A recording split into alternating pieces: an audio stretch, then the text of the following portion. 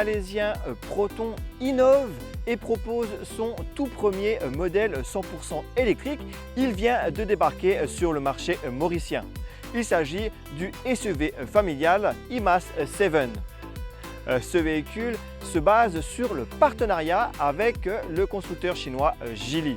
Ce SUV familial, nous l'avons testé pour un essai grandeur nature.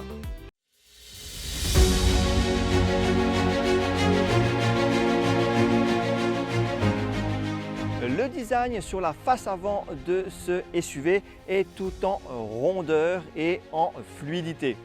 Il n'y a pas d'arête, il n'y a même pas de calandre. La seule partie vraiment sportive est le bas du bouclier. La signature lumineuse a un rendu assez personnel qui donne vraiment une touche distinctive à ce véhicule.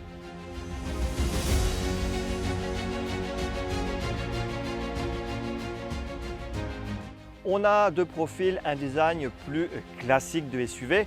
Bien entendu, ici aussi, tout est en rondeur.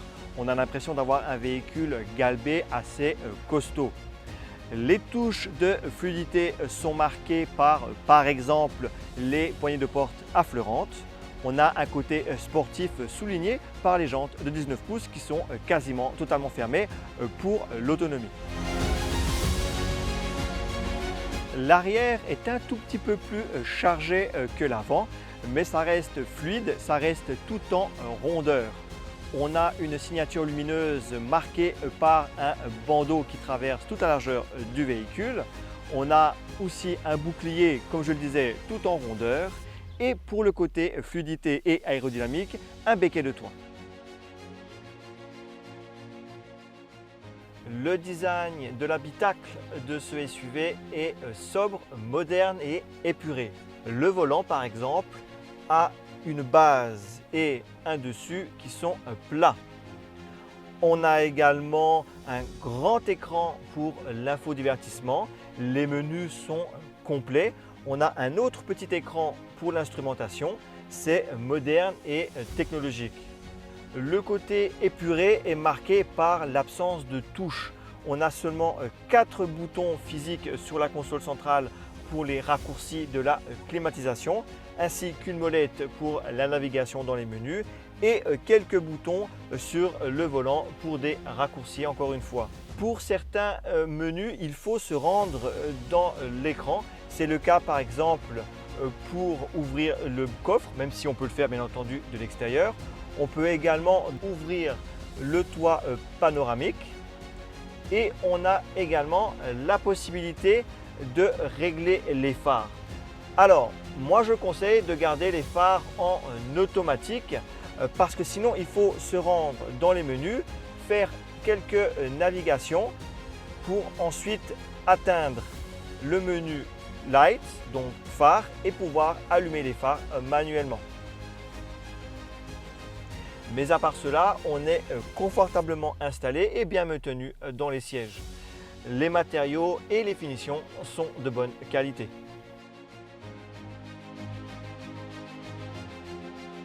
Le volume à l'arrière de ce SUV est vraiment impressionnant.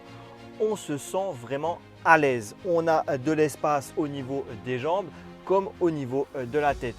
La banquette est confortable et modulable également.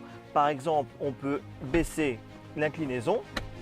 On a également ici un rangement, un côté vraiment pratique dans ce SUV familial. L'ouverture du coffre se fait électriquement.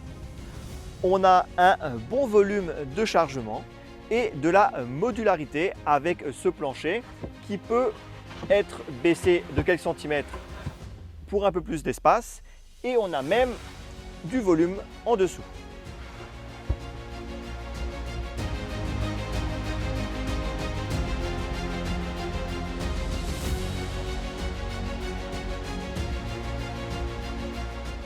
On a un châssis qui a été travaillé pour le confort. Le véhicule est assez souple. Alors, pas trop non plus, on garde tout de même assez de fermeté pour une bonne tenue de route, mais on sent quand même un petit peu de roulis en virage. L'avantage, comme je le disais, c'est donc le confort. Lorsqu'on passe sur des dos d'âne ou des nids de poules, on ne sent pas les aspérités de la route et ça reste agréable en toutes circonstances. Le Proton IMAS 7 a un moteur électrique qui développe 215 chevaux de puissance et 320 Nm de couple. C'est bien suffisant pour un tel véhicule qui ne pèse qu'une tonne 700. Notre modèle d'essai, qui est la version la plus lourde parce que c'est la mieux équipée, accélère de 0 à 100 km/h en environ 7 secondes. Notre modèle d'essai dispose d'une autonomie allant jusqu'à 450 km, ce qui est vraiment convenable pour une conduite au quotidien à l'île Maurice. Les différents modes de conduite sont accessibles dans les menus au niveau de l'infodivertissement. On peut passer d'un mode sport à un mode éco avec bien entendu un mode confort. Dans la conduite au quotidien, le mode confort se montre le plus adapté. En termes d'équipement, on l'a vu, le SUV est bien doté.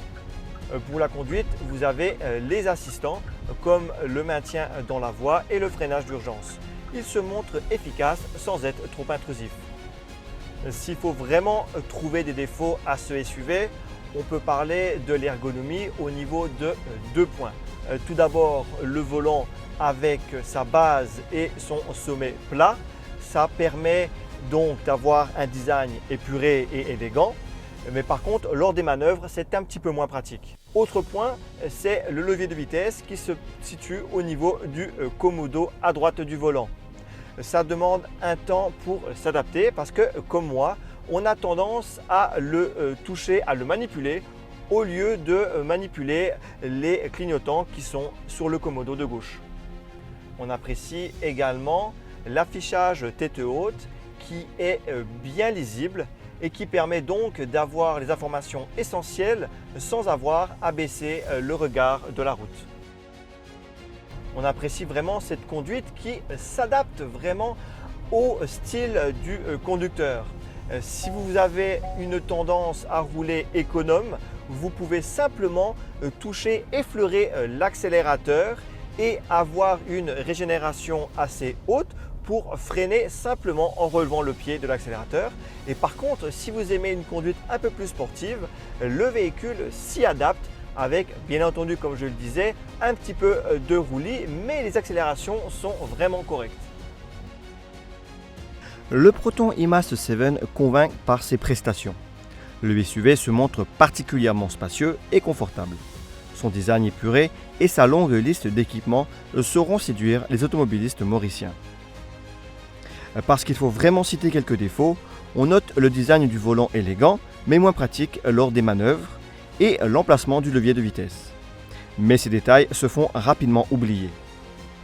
Le Proton IMAS 7 est disponible chez Autonext à partir d'1 690 000 roupies. Notre modèle d'essai est affiché à 1 850 000 roupies.